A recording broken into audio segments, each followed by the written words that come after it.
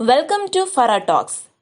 ഇന്ന് നമ്മൾ ഡിസ്കസ് ചെയ്യാൻ പോകുന്നത് 6ാം ക്ലാസ്സിലെ 6ാമത്തെ ചാപ്റ്ററായ ഒന്നിച്ചു നിലനിൽക്കാം എന്ന ചാപ്റ്ററാണ്. നമ്മൾ PSC ലെവലിലാണ് ചാപ്റ്റേഴ്സ് ഡിസ്കസ് ചെയ്യുന്നത്. അതുകൊണ്ട് തന്നെ ഇമ്പോർട്ടൻറ്റ് പോയിന്റ്സ് മാത്രമേ നമ്മൾ പറയുന്നുള്ളൂ. അപ്പോൾ ഈ ചാപ്റ്ററിൽ ആദ്യമായിട്ട് പറയുന്ന പോയിന്റാണ് ആവാസം. ഒരു ജീവി ജീവിക്കുന്ന പ്രകൃതിദത്തമായ ചുറ്റുപാടിനെയാണ് ആവാസം എന്ന് പറയുന്നത്. അതായത് ഒരു ജീവി വസിക്കുന്ന പ്രകൃതിദത്തമായ ചുറ്റുപാടിനെയാണ് നമ്മൾ ആവാസം എന്ന് വിളിക്കുന്നത്. നെക്സ്റ്റ് വൺ, ആവാസ വ്യവസ്ഥ അഥവാ എക്കോസിസ്റ്റം എന്താണെന്ന് നോക്കാം. ജീവിയ ഘടകങ്ങളും അജീവീയ ഘടകങ്ങളും ഉൾപ്പെടുന്നതും അവയുടെ പരസ്പര ബന്ധത്തിലൂടെ നിലനിൽക്കുന്നതുമായ സംവിധാനമാണ് ആവാസ വ്യവസ്ഥ. അതായത് അതിൽ ജീവിയ ഘടകങ്ങളും അജീവീയ ഘടകങ്ങളും ഒക്കെ ഉണ്ടാവും. അതിന് എക്സാമ്പിളാണ് കാവ്. കാവ് ഇതിന് എക്സാമ്പിളാണ്. അതുപോലെ നെൽവയലുകളും തണ്ണീർത്തടങ്ങളും ഒക്കെ. അപ്പോൾ ഇതിലെന്താണ്, ജീവിയ ഘടകങ്ങളുമുണ്ട് അജീവീയ ഘടകങ്ങളുമുണ്ട്. എന്നാൽ ഇവയൊക്കെ പരസ്പര ബന്ധത്തിലൂടെയാണ് നിലനിൽക്കുന്നത്. അപ്പോൾ ഇതാണ് ആവാസ വ്യവസ്ഥ അഥവാ എക്കോസിസ്റ്റം എന്ന് പറയുന്നത്. ഇനി നമുക്ക് ഭക്ഷ്യശൃംഖല നോക്കാം. അതിനൊരു എക്സാമ്പിളാണ് ഇപ്പോൾ ഈ എക്സാമ്പിളിൽ കാണിച്ചിരിക്കുന്നത് പോലെ പുൽച്ചാടി. പുല്ലിനെ പുൽച്ചാടി കഴിക്കുന്നു. പുൽച്ചാടിയെ തവള തിന്നുന്നു, അല്ലേ? തവളയെ പാമ്പ് തിന്നുന്നു. അതുപോലെ പാമ്പിനെ പരുന്ത്, അങ്ങനെ പോവും. അങ്ങനെ വിഘാടകരിലെത്തും, അല്ലേ? അത് വീണ്ടും അങ്ങനെ ഒരു ശൃംഖലയായിട്ട് കിടക്കുകയാണ്. അപ്പൊ ഇതിനെയാണ് ഭക്ഷ്യശൃംഖല എന്ന് പറയുന്നത്. അതായത് ഒരു ജീവിയെ മറ്റൊരു ജീവി ഭക്ഷണമാക്കുന്നു. അങ്ങനെ ചെയിനായിട്ട് പോകുന്നതിനെയാണ് നമ്മൾ ഭക്ഷ്യശൃംഖല എന്ന് പറയുന്നത്, അഥവാ ഫുഡ് ചെയിൻ എന്ന് പറയുന്നത്. അതിന് താഴെ എക്സാമ്പിള് പുല്ല്. പുല്ലിനെ കഴിക്കുന്നു. അതുപോലെ പുഴുവിനെ കോഴി തിന്നുന്നു. ഈ കോഴിയെ പാമ്പ് തിന്നുന്നു, പാമ്പിനെ പരുന്ത് തിന്നുന്നു, അങ്ങനെ പോകും. അപ്പൊ ഇത് രണ്ടും ഒരു ഫുഡ് ചെയിൻ അഥവാ ഭക്ഷ്യശൃംഖലക്ക് എക്സാമ്പിളാണ്. ഇനി ഇതിൽ ശ്രദ്ധിക്കാനുള്ള കാര്യം, ഈ ഭക്ഷ്യശൃംഖലകളിൽ ആദ്യത്തെ കണ്ണി എപ്പോഴും ഹരിത സസ്യങ്ങളാവും. അതായത് ഇപ്പൊ ഈ രണ്ട് എക്സാമ്പിൾ എടുത്ത് നോക്കിയാൽ മനസ്സിലാവും. പുല്ല് അത് ഒരു സസ്യമാണ്, അല്ലേ? അതുപോലെ ആദ്യത്തെ കണ്ണി എല്ലാത്തിലും ഹരിത സസ്യങ്ങളായിരിക്കും. അവസാനത്തെ കണ്ണി മാംസഭോജികളുമായിരിക്കും. ഇപ്പൊ നമ്മൾ പരുന്ത് എന്ന് പറഞ്ഞു, അല്ലേ? പാമ്പിനെയാണ് പരുന്ത് കഴിക്കുന്നത്. അപ്പോൾ മാംസഭോജിയാണല്ലോ പരുന്ത് എന്ന് പറയുന്നത്. അപ്പോൾ അവസാന കണ്ണി മാംസഭോജികളും ആദ്യ കണ്ണി ഹരിത സസ്യങ്ങളും ആയിരിക്കും. ഇടയ്ക്കുള്ളവ സസ്യഭോജികളോ അഥവാ മിശ്രഭോജികളോ ഒക്കെ ആയിരിക്കും.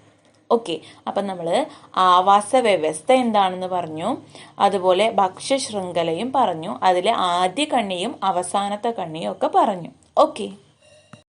നെക്സ്റ്റ് നമ്മൾ നോക്കുന്നത് ഭക്ഷ്യശൃംഖല ജാലം അഥവാ ഫുഡ് വെബ്. വിവിധ ഭക്ഷ്യശൃംഖലകൾ ഒന്നിച്ചു ചേർന്നുണ്ടാകുന്നതാണ് ഫുഡ് വെബ് എന്ന് പറയുന്നത്. അതായത് ഈ പിക്ചറിൽ നോക്കിക്കഴിഞ്ഞാൽ മനസ്സിലാക്കാൻ പറ്റും. പുല്ല് ആട് തിന്നുന്നു, അല്ലെ? അതുപോലെ പുല്ലെന്ത് മുയലും കൂടെ തിന്നുന്നുണ്ട്. ഇനി മുയലിനെ സിംഹം തിന്നുന്നു, പുലി തിന്നുന്നു, മുയലിനെ മനുഷ്യനും തിന്നുന്നു. ആടിനെ അതുപോലെ സിംഹവും പുലിയും മനുഷ്യനും ഒക്കെ തിന്നുന്നു.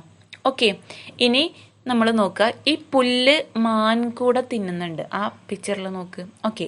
ഇനി മാനിനെ സിംഹം തിന്നുന്നില്ലേ? അതിനെ പുലി തിന്നുന്നില്ലേ? അങ്ങനെ എല്ലാം കൂടെ ഒരു കണക്ഷനാണ്. നെക്സ്റ്റ്, പുല്ല് പുഴു തിന്നുന്നു, പുഴുവിനെ കോഴി തിന്നുന്നു, കോഴിയെ മനുഷ്യൻ തിന്നുന്നു, അവിടെ കണക്ഷനായി. ഇനി കോഴിയെ പാമ്പ് തിന്നുന്നു, പാമ്പിനെ പരുന്ത് തിന്നുന്നു. ഇങ്ങനെ മൊത്തത്തിലൊരു കണക്ഷനാണ്. അപ്പോൾ ഇതാണ് ഫുഡ് വെബ് എന്ന് പറയുന്നത്. വിവിധ ഭക്ഷ്യശൃംഖലകൾ ഒന്നിച്ചു ചേർന്നുണ്ടാകുന്നതാണ് ഭക്ഷ്യശൃംഖല ജാലം അഥവാ ഫുഡ് വെബ് എന്ന് പറയുന്നത്. ഇനി നമ്മൾ നെക്സ്റ്റ് പറയുന്നത് ഉൽപാദകർ അഥവാ പ്രൊഡ്യൂസേഴ്സ്, അതുപോലെ തന്നെ കൺസ്യൂമേഴ്സ് അഥവാ ഉപഭോക്താക്കള്, നെക്സ്റ്റ് ഡീകമ്പോസേഴ്സ് അഥവാ വിഘാടകർ. ഇതൊക്കെയാണ് നോക്കുന്നത്. ഹരിതസസ്യങ്ങൾ സ്വയം ആഹാരം നിർമ്മിക്കുകയാണ് ചെയ്യുന്നത്. അതുകൊണ്ട് തന്നെ ഇവയാണ് ഉൽപാദകർ അഥവാ പ്രൊഡ്യൂസേഴ്സ് എന്ന് അറിയപ്പെടുന്നത്. ഓക്കെ, അപ്പോൾ എല്ലാ സസ്യങ്ങളും എന്താണ്? പ്രൊഡ്യൂസേഴ്സ് ആണ് അല്ലേ, സ്വന്തമായിട്ട് ആഹാരം നിർമ്മിക്കുകയാണ് ചെയ്യുന്നത്. അപ്പോൾ ഹരിത സസ്യങ്ങളെല്ലാം എന്താണ്? പ്രൊഡ്യൂസേഴ്സ് ആണ്. നെക്സ്റ്റ്, ആഹാരത്തിനായി മറ്റു ജീവികളെ ആശ്രയിക്കുന്ന ജീവികളാണ് കൺസ്യൂമേഴ്സ് അഥവാ ഉപഭോക്താക്കൾ എന്നറിയപ്പെടുന്നത്. ഓക്കെ, അപ്പം നമ്മളിപ്പോൾ സസ്യങ്ങളൊക്കെ പ്രൊഡ്യൂസേഴ്സ് ആണെന്ന് പറഞ്ഞു. അപ്പോൾ ഈ സസ്യങ്ങളെ ആഹാരമാക്കി കഴിക്കുന്നവയാണ് കൺസ്യൂമേഴ്സ്. ഓക്കെ, അതായത് ആഹാരത്തിനായിട്ട് മറ്റു ജീവികളെ ആശ്രയിക്കുകയാണ് ചെയ്യുന്നത്. ഓക്കെ, ഇവിടെ മെയിനായിട്ട് ഓർക്കേണ്ട ഒരു കാര്യം, നമ്മളിവിടെ ആഹാരത്തിനായി മറ്റു ജീവികളെ ആശ്രയിക്കുന്നു എന്ന് പറയുന്നുണ്ട്. അപ്പോൾ ഹരിത സസ്യങ്ങളെ ആശ്രയിക്കുന്നവയെയും നമ്മൾ ഉൽപാദകർ എന്നാണ് പറയുക. അതായത് സസ്യങ്ങളെന്ന് പറഞ്ഞാൽ ഒരു ജീവിയ ഘടകങ്ങളാണ്. ഒരിക്കലും ആരും തെറ്റിദ്ധരിക്കരുത്. സസ്യങ്ങൾ എന്ന് പറഞ്ഞാൽ അജീവീയ ഘടകങ്ങളാണെന്ന് തെറ്റിദ്ധരിക്കരുത്. സസ്യങ്ങൾ ജീവിയ ഘടകങ്ങളാണ്. ഓക്കെ, അപ്പോൾ നമ്മൾ പറഞ്ഞു ആഹാരത്തിനായിട്ട് മറ്റു ജീവികളെ ആശ്രയിക്കുന്ന ജീവികളെയാണ് ഉപഭോക്താക്കൾ അഥവാ കൺസ്യൂമേഴ്സ് എന്ന് പറയുന്നത്. നെക്സ്റ്റ്, ഡീകമ്പോസേഴ്സ് അഥവാ വിഘാടകർ. ജൈവ അവശിഷ്ടങ്ങളെ വിഘടിപ്പിച്ച് മണ്ണിനോട് ചേർക്കുന്നത് ബാക്ടീരിയ, ഫംഗസ് മുതലായ സൂക്ഷ്മജീവികളാണ്. ഇവയെയാണ് വിഘാടകരെന്ന് പറയുന്നത്. അപ്പോൾ ജൈവാവശിഷ്ടങ്ങളെ വിഘടിപ്പിച്ചിട്ട് മണ്ണിനോട് ചേർക്കുന്നത് ആരാണ്? നമ്മൾ മുമ്പ് പഠിച്ച ബാക്ടീരിയയും വൈറസും ഒക്കെയാണ്. അതുപോലത്തെ സൂക്ഷ്മജീവികളാണ്. ഇവയെയാണ് നമ്മൾ വിഘാടകർ അഥവാ ഡീകമ്പോസേഴ്സ് എന്ന് വിളിക്കുന്നത്. വിഘാടകരുടെ പ്രവർത്തന ഫലമായി ജൈവാവശിഷ്ടങ്ങൾ വിഘടിക്കപ്പെടുമ്പോൾ ഉണ്ടാകുന്ന പോഷക ഘടകങ്ങൾ സസ്യങ്ങളുടെ വളർച്ചയ്ക്ക് വീണ്ടും ലഭ്യമാകുന്നു.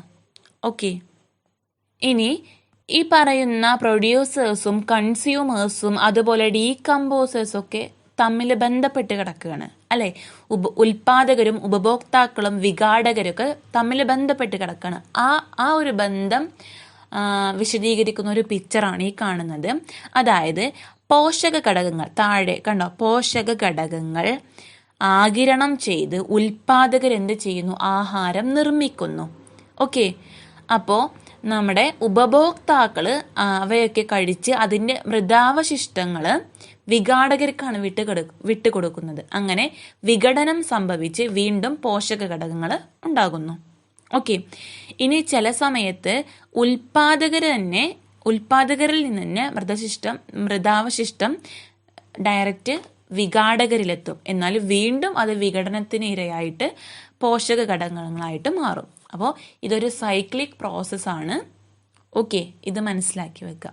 അപ്പോൾ നമ്മൾ ഈ ചാപ്റ്ററിൽ ഇമ്പോർട്ടൻ്റ് ആയ എല്ലാ പോയിന്റ്സും പറഞ്ഞു കഴിഞ്ഞു. ഫസ്റ്റ് പറഞ്ഞത് ആവാസ വ്യവസ്ഥ, നെക്സ്റ്റ് ഭക്ഷ്യശൃംഖല, അത് കഴിഞ്ഞ് നമ്മൾ ഭക്ഷ്യശൃംഖല ജാലം പറഞ്ഞു.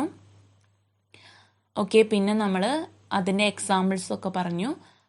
അത് കഴിഞ്ഞ് നമ്മൾ പ്രൊഡ്യൂസേഴ്സും കൺസ്യൂമേഴ്സും ഡീകമ്പോസേഴ്സും പറഞ്ഞു. അതിൻ്റെ ഒരു സൈക്കിൾ പ്രോസസ്സും പറഞ്ഞു. ഓക്കെ, അപ്പോൾ ഇത്രയാണ് ഈ ചാപ്റ്ററിൽ പഠിക്കാനുള്ളത്. Okay, thank you.